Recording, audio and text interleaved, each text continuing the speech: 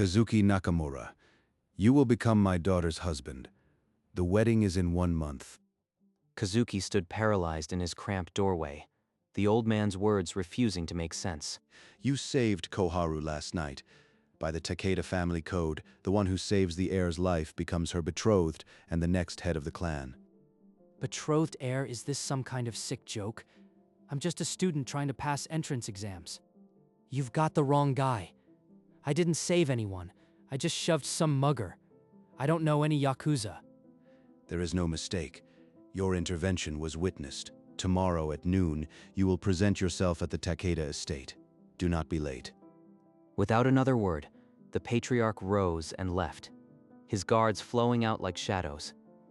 Kazuki didn't dare breathe until the front door clicked shut. The clock on the wall read 2:11 a.m. On the table, a half-finished practice test and a cold cup of instant noodles, remnants of a life that now felt impossibly far away. This isn't happening. I'm going to wake up any second, right? But the memory was already clawing its way back, 24 hours earlier on a deserted train platform, when a silent girl and a gleaming knife had first shattered the monotony of his days. The last train had departed an hour ago. The platform was silent except for the scuff of shoes, a hooded figure closing in on a girl in school uniform, a knife catching the fluorescent light. A knife? In this place? Nobody else is around. Kazuki's body moved on raw instinct. He launched himself forward with a yell that broke the quiet, arms swinging wildly. I'm going to get myself killed. The blade caught his arm, a hot line of pain. But the collision threw the attacker off balance, and Kazuki's elbow found a throat. The hooded man staggered, spat a curse, and fled. Kazuki dropped to his knees, pulse hammering, clutching his bleeding arm. Is she okay? I can't feel my fingers. But the girl was already bowing, a formal 90-degree bow, her ribbon brushing the grimy platform. Not a word. Then she rose and walked away, her silhouette dissolving into the stairwell. Kazuki never got her name. He stumbled home, wrapped his arm in gauze, and dismissed it as a random act of city violence. Just another crazy night. I'll forget it by tomorrow. No harm, no foul. Kazuki didn't sleep. The gauze on his arm felt hot, and the clock looming toward noon felt like a target. They said noon, but I never agreed to go. Maybe they'll just forget. At 11:55, the 3 sedans returned. The patriarch stepped out, this time with a girl in school uniform at his side, the same silent face from the platform. Inside the cramped apartment, the patriarch ushered Koharu forward. She kept her eyes on the floor, ribbon trembling. Here is my daughter, Koharu. She will live with you from tonight. The code is already in motion. You have no choice. Live here?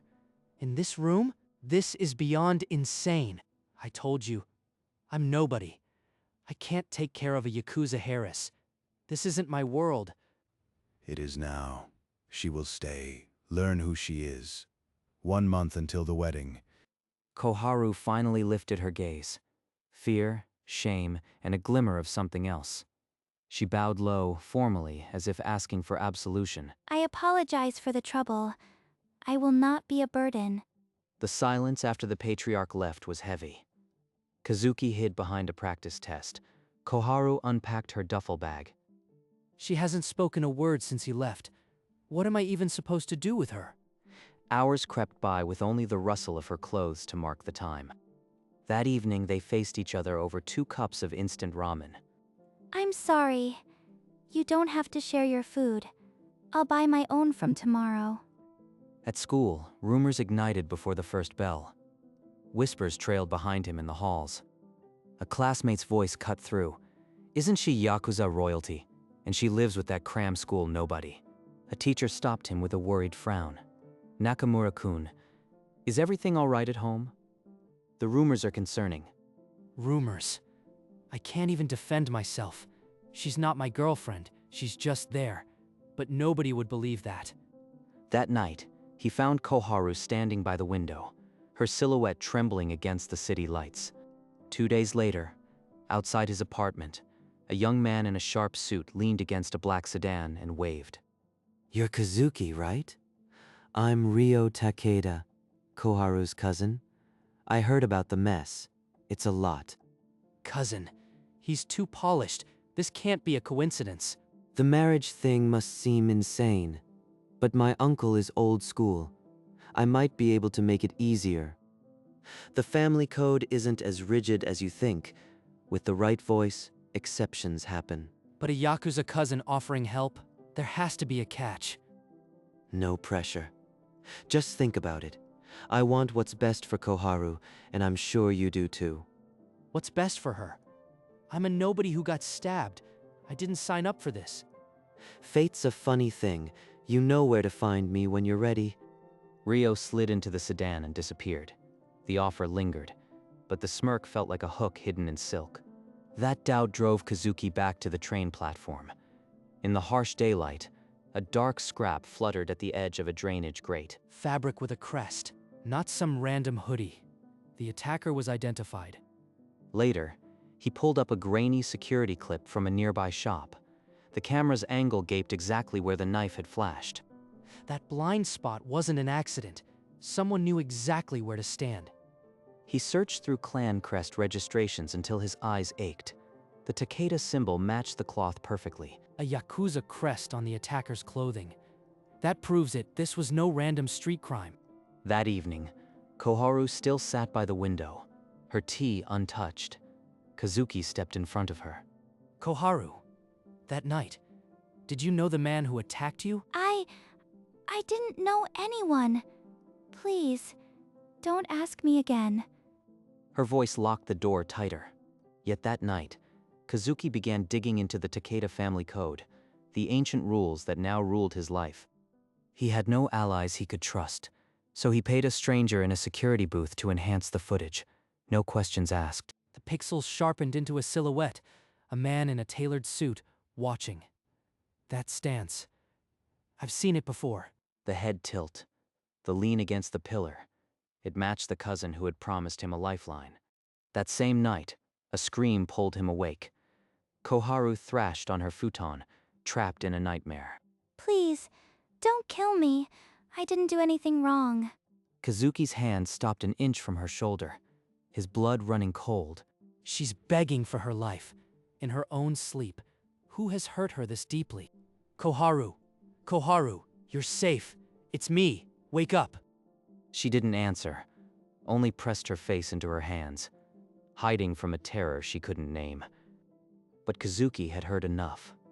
The silhouette in the footage and the fear in her voice painted the same picture. Someone in her own bloodline wanted her dead. The next afternoon, Kazuki kept a block behind Ryo's black sedan, phone ready. In a side alley, Ryo passed a thick envelope to a hooded man. No words, just a nod. Got it. One shot of that exchange, and I have proof something is wrong. But the phone's camera flash betrayed him. The hooded man jerked his head up. Ryo's voice sliced the silence. Don't let him leave. Kazuki fled before the words ended. Feet pounded behind him. Kazuki dove into a market crowd, weaving between stalls. When he finally stopped, lungs burning, the black sedan was idling at the corner, waiting. He took the back ways home, checking every shadow. Hours later, a white envelope lay on his doormat. Inside, a single typed sentence. Stay out of family business, or next time you won't run. Kazuki crumpled the paper. The net was closing, and Ryo now knew his face. Kazuki traced the hooded man through old police records, a disgraced enforcer expelled from the Takeda clan for brutality. But the break came from a trembling ex-servant who owed him a favor. Who hired him? I know you still hear things.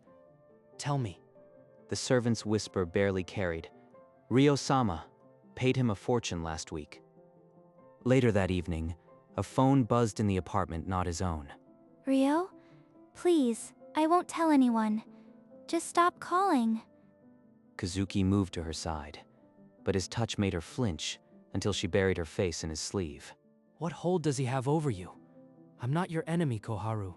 Tell me. He said, if I talk about that night, something worse will happen. To both of us. She had drawn a line around the truth, but the shape was unmistakable. Ryo was the threat, and the attack had been only the beginning. I felt that night wasn't random. The man looked at me like he knew my face. Ryo-kun used to be so kind. But after he returned, he grew distant. Then after the attack, suddenly protective. She had overheard him arguing with the patriarch, shouting that a woman couldn't lead the clan. Father said the succession was sealed. Ryo's face. I'd never seen such hatred. He planned to be the hero. Save you, claim the heir spot, but I got in the way. The pieces locked. Ryo's help, the blind spot, the hired knife, all designed to murder Koharu and crown him. The knife was real, wasn't it? He meant for me to die. Yes, and he nearly got away with it. She admitted she'd recognized the attacker as a former enforcer, but was too terrified to speak. Kazuki's accidental heroism had exposed a murderous coup, and now the entire clan's destiny hung on his next move. The next day, Kazuki found Ryo at a small park near the station, public enough to risk, isolated enough to talk. You're persistent. Most would have taken the hint. I got your hint, but I've also got this photo of you paying off a former clan enforcer. The smirk froze on Ryo's face. His fingers twitched, but he didn't reach for the image. That was a precaution. I hired him to test her security. The clan needs to know she's protected. I planned to step in, be the hero, but the fool got carried away with the knife. I never ordered that. You expect me to believe you paid a man to threaten her, and the knife was an accident? Think what you want. But Koharu is alive thanks to you. Walk away, I'll annul the marriage. He straightened his tie, the polished facade snapping back into place. But the crack had already shown. He's lying about the knife, but without proof, calling him out could make me the target. I need more. But as Ryo reached the park gate, he paused. His voice carried back, low and sharp. Drop this, Nakamura. If you keep digging, something worse than a knife will find you. That felt like a confession. Good thing my recorder's been running since before I got here. That evening, he pressed the ex-servant again. A few thousand yen loosened the man's tongue. Where is the man who attacked Koharu? Tell me now. The servant stammered an address, a condemned building on the riverfront. At the riverfront, the enforcer was huddled by a barrel fire, jumpy. The knife scar on his arm matched Kazuki's wound. I have you on camera. Ryo already gave you up. Tell me the truth. Was it meant to kill her? The enforcer broke. 5 million yen to eliminate the girl, Ryo's direct order. Recorded confession secured. Now Kazuki had the proof to expose a killer, if he could survive the delivery. Kazuki considered the police for all of 3 seconds. The Takeda-owned precinct wouldn't touch this. But when he reached his building, the silence felt wrong. The front door hung ajar. Inside, his apartment was a wreck. Shelves overturned, his exam papers scattered, Koharu's futon empty. He pounded on the old woman's door next door. She cracked it open, trembling. Her voice quivered. 2 men in suits. They dragged her away. She was crying. "I'm sorry." Tucked under a shattered teacup, a note. "Come alone, or she dies." Police were useless. The patriarch was his only shot, and maybe hers. He hailed a cab toward the Takeda estate, phone clutched with the recordings ready. At the Takeda estate, he pushed past protocol, demanding to see the patriarch. The guards hesitated. Before the patriarch's desk, he knelt and pulled up the recording, knowing his next words could save her or doom them both. Listen, Ryo Takeda paid a man 5 million yen to murder your daughter. A crackling voice filled the room. Ryo-sama told me to eliminate the girl. He wanted it permanent. The patriarch's face did not move, but his knuckles whitened on the armrest. Before he could speak, the door burst open. Ryo strode in, 2 guards behind him. Uncle, this outsider broke into our home with fabricated recordings.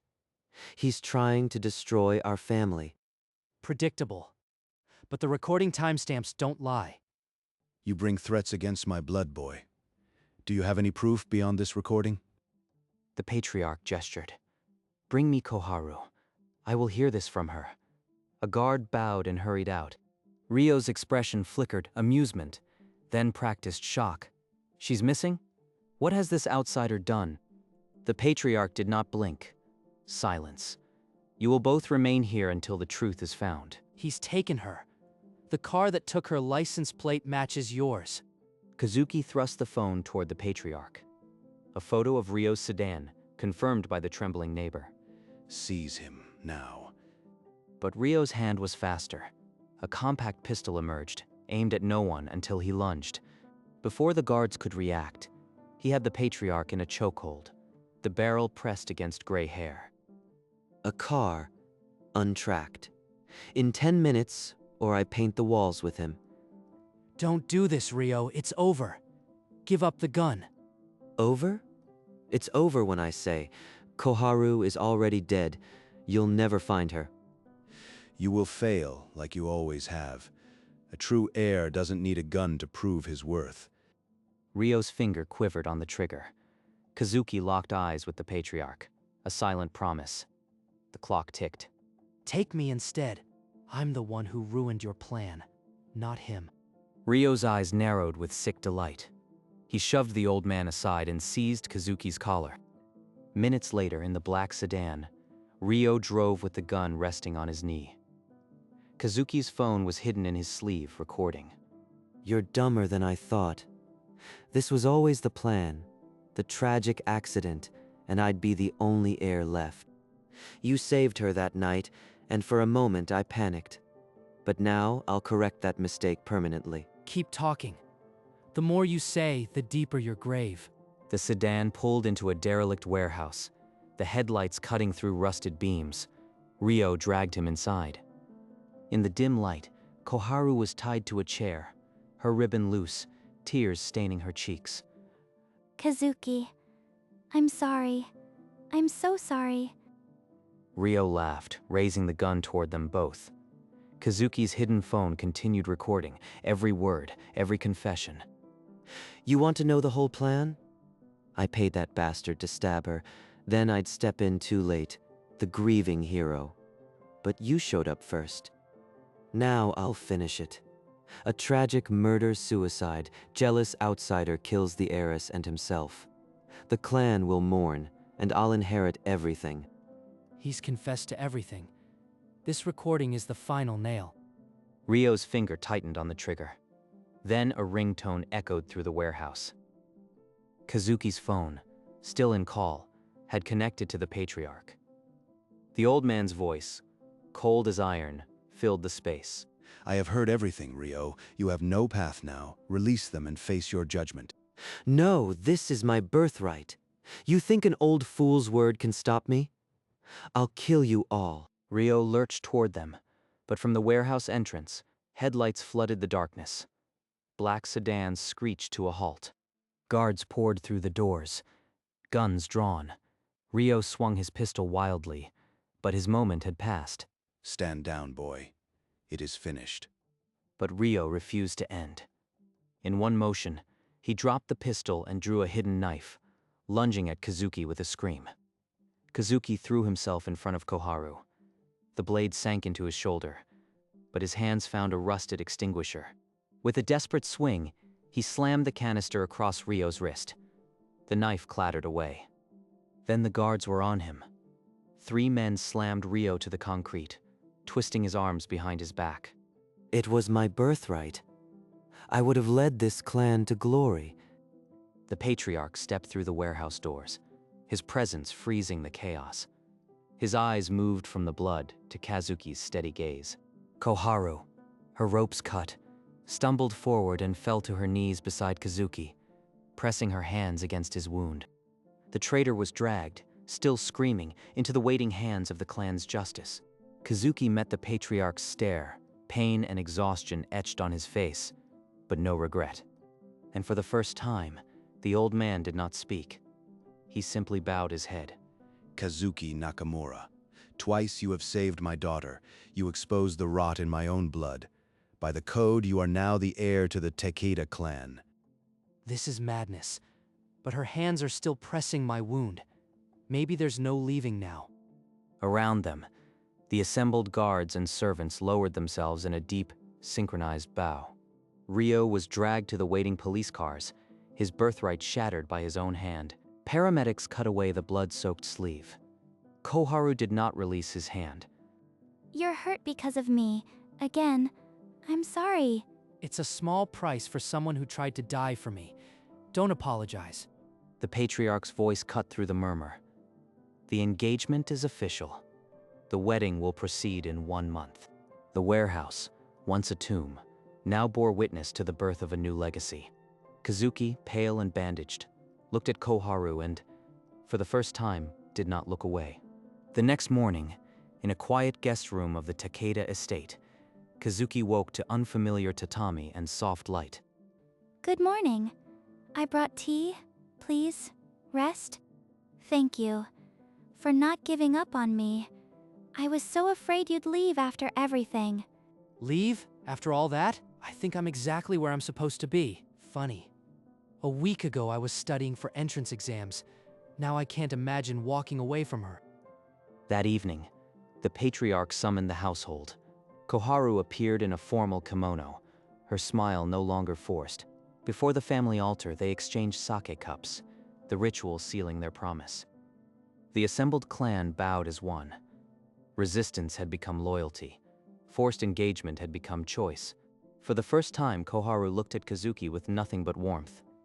The Yakuza world had its heir, and he had found his place. And somewhere, a train platform stood silent, a distant memory of where it all began. In the quiet hours between clan duties and entrance exam prep, Kazuki's desk became a shared orbit, 2 textbooks, 1 teacup. A single suit followed 10 paces behind now. No whispers, only the rhythm of footsteps, steady and unafraid. On his desk, the photo from that night remained, a reminder of the knife, the bow, and the life that had tangled him in its code. Koharu's hands, once clumsy with instant noodles, now shaped rice with silent, practiced care. I hope it's edible. I'm still learning. After instant ramen every night, anything is an upgrade. His afternoon still belonged to textbooks, but his eyes no longer searched the window for escape. Evenings were theirs, 2 outsiders stitching a new life in the margin of a Yakuza ledger, 1 kanji at a time. Inside the bento, a slip of paper bore her careful handwriting. Fight hard. I believe in you. He stepped onto the platform, past the spot marked by old blood, and no longer a shadow, but a man who had chosen his place. The platform was quieter now, the old blood long washed away by rain and time. The memory of that night still clung to the metal and glass, a scar that would never quite fade. Then a familiar silhouette appeared at the stairwell, a ribbon trailing in the evening breeze. I knew I'd find you here. She slipped her hand into his, the gesture no longer tentative. The train whispered into the station, doors opening like a question. They stepped inside together, crossing the threshold that had once divided their 2 worlds. Sometimes the most ordinary actions, stopping a knife, can entangle you in the most extraordinary of fates. But as the doors slid shut, Kazuki looked down at her and felt no regret. The train pulled away into the city lights, carrying them forward.